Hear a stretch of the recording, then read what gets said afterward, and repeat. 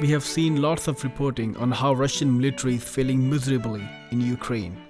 Previously known as a military superpower, right now seems to be a disappointing, weak and ineffective military. And on the other hand, Ukraine, which stands 22nd when it comes to globalfirepower.com, seems to be a very extremely powerful military power. But in contrary to everything, even after 3 months, Russia is still waging war against Ukraine.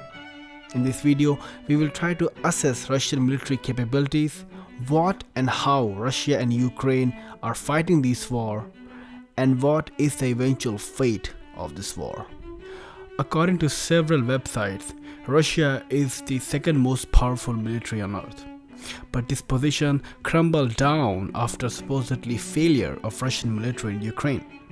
We have seen several videos and pictures of Russian military assets being destroyed in Ukraine, and how Ukraine was able to repel Russian military concentration near Kiev. Ukraine, despite of being a smaller country with inferior military capabilities, has still been able to project a very severe competition against Russia in this war. But we must understand that most of these videos that we see on social media is generally one small portion of this big war. And drafting conclusion based on these reports published by just one side does not paint the fair picture of the war. If we try to assess the overall picture of the war, then we will realize that Russia is largely winning in eastern Ukraine. The Battle of Luhansk region is largely under Russian and Luhansk People Republic's control. The LPR forces along with Russian army successfully took control of Popasna region of Luhansk, and the Battle of Eastern Ukraine is still going on. It is reported that within few days Russia will have total control of eastern Ukraine. The regions of Mariupol, Lyman, Severodonetsk is well under Russian control, and over 40 or so villages are also under Russian occupation.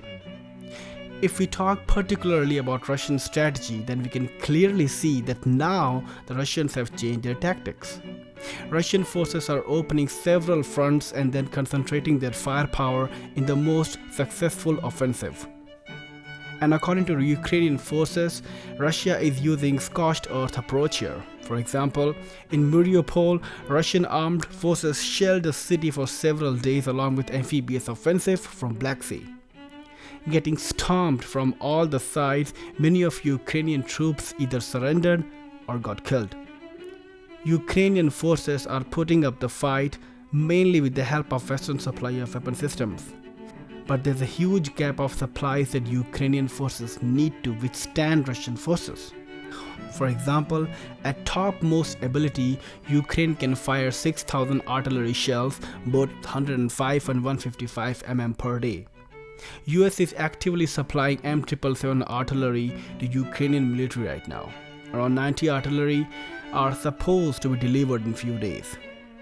Ukraine's deputy head of military has announced that Ukraine is almost out of artillery shells, and supply of American M777 and HIMARS rocket system will surely stopgap this huge requirement. But if we compare this with Russian capability, then I don't think that supply of few artillery pieces is gonna help, as Russia is pounding over 50,000 artillery shells every single day, which is almost 10 times of Ukrainian capability.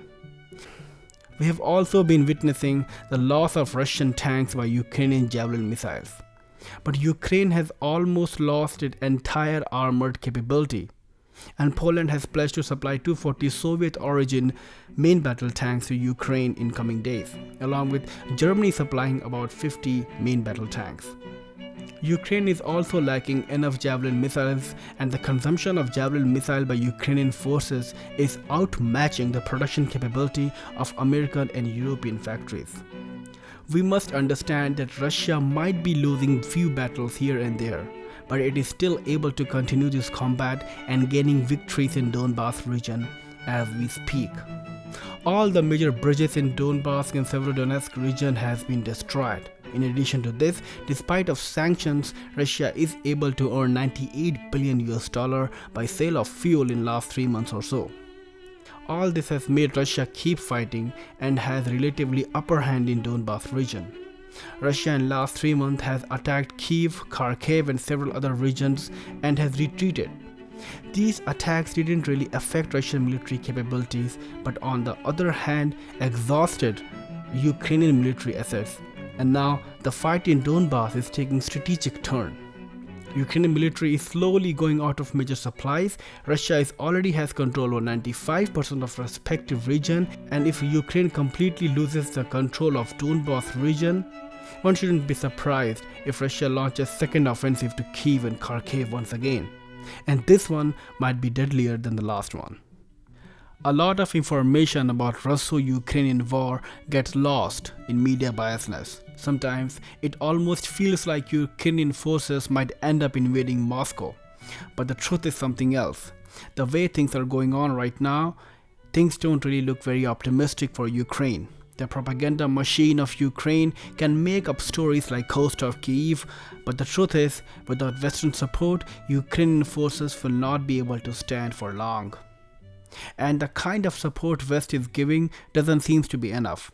With Ukraine losing almost 200 soldiers every day, the fate of this war seems to be sealed and largely siding with Russia. What is hard to predict is what will Russia do after capturing eastern Ukraine. Russia has claimed that it has destroyed weapon supplies from Europe, even in western Ukraine. Many airstrikes have taken place in western Ukraine, destroying several armed depots in western Ukraine. I think the end of this war is still very open-ended fate. And if we talk about the real story of this war, then there are lots of stories of this war which we may never really get to know, or may take 10 to 20 years to come out. I'm Spearhead. If you like these kind of videos, then please like this video, subscribe to my channel. Spearhead over and out.